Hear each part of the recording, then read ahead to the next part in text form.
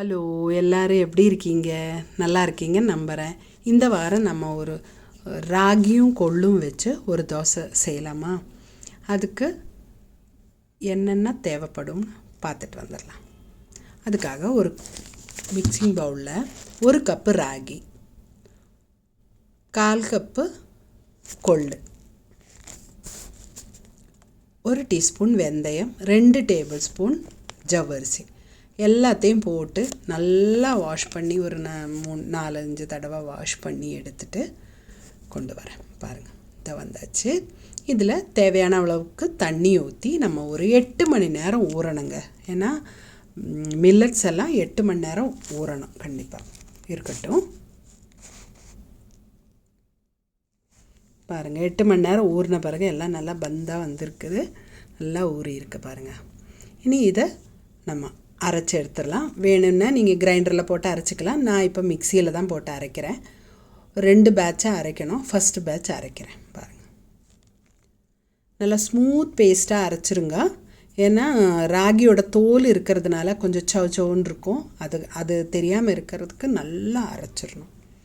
பாருங்கள், நல்லா அரைச்சி எடுத்து வச்சு இனி செகண்ட் பேட்சும் அரைக்க போகிறேன்.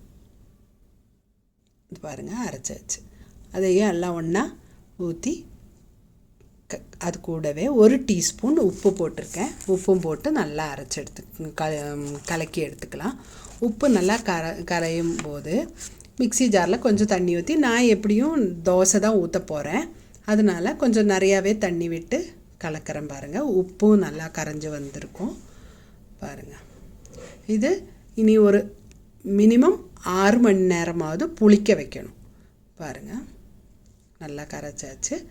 மூடி வச்சுட்டு 6 மணி நேரம் கழித்து பார்க்கலாம்.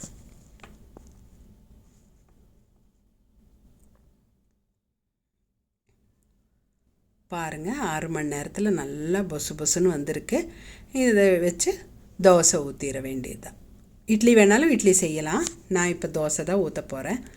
கல் காஞ்சிட்ருக்குது. பாருங்கள், நான் சின்ன கரண்டிங்கிறதுனால 2 சின்ன கரண்டி தோசை மாவு ஊற்றியிருக்கேன்.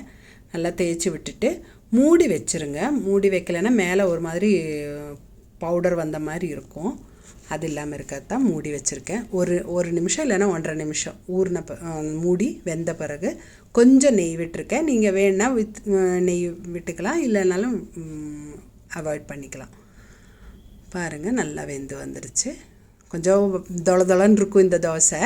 இது பிடிக்காதவங்களுக்கு கிறிஸ்பியாக வேணாலும் செய்யலாம். அது காட்டுறேன் பாருங்கள். நல்லா தேய்ச்சி விட்டுட்டு முதல்லையே கொஞ்சம் நெய் விட்டு மூடி வச்சுருங்க. மூடி வச்சு நல்லா கிறிஸ்பியாக வெந்துடும். அதே 1 நிமிஷம்தான். பாருங்கள், 1 நிமிஷத்தில் நல்லா வெந்து வந்திருக்கு. இது நல்லா கொஞ்சம் தேய்ச்சி விட்டுருங்க. தேய்ச்சி விடும்போது என்ன ஆகும்னா நல்லா மேலேயும் கீழே கிறிஸ்பியாக வந்திருக்கு, மேலேயும் நல்லா கிறிஸ்பியாக வந்துடும். பாருங்கள், இந்த தோசை சூடாக சர்வ் பண்ணுங்கள். சூடாக இருந்தால் தான் நல்லாயிருக்கும் சாப்பிட. அதனால் கண்டிப்பாக எல்லோரும் செஞ்சு சாப்பிட்டு பார்த்து எப்படி இருந்ததுன்னு கமெண்ட் பாக்ஸில் கமெண்ட் பண்ணுங்கள். அடுத்த வாரம் சந்திக்கும் வரைக்கும் வணக்கம்.